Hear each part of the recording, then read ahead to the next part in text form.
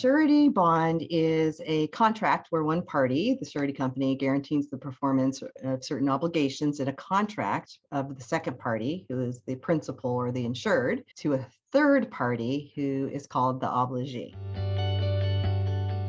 An example of such a surety bond is that needed for most licenses in the state of California and other states as well, for contractors, for real estate companies and agents, as well as financial institutions, even janitorial. So license bonds are required in the state of California and many other states to do business.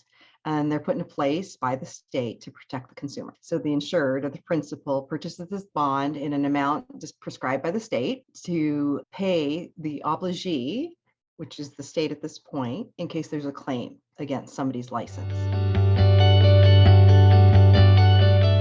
Contract bond guarantees the obligations under a contract, and it's typically a written contract, and it's used a lot in the construction industry, sometimes in manufacturing, sometimes in supply chain, to make sure materials that are being shipped get to the place that they are going. Contractors can be required to have a contract bond for different parts of the process when they're bidding a job.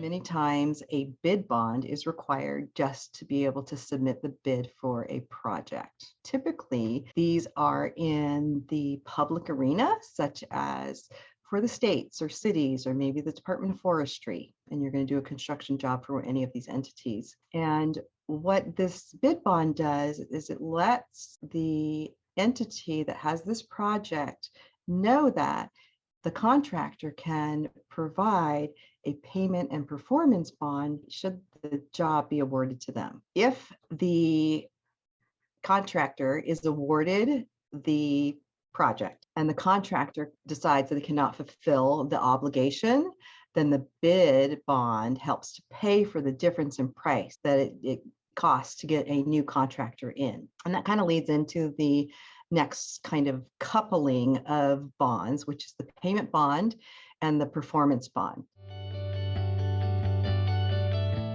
Payment bond guarantees payment for subcontractors and payment for materials. And then that way it doesn't fall back on the project owner to pay those that the subcontractor already is paying, or the general contractor is paying. Then the performance bond covers the ability of the contractor to perform and finish the job as per contract requirements.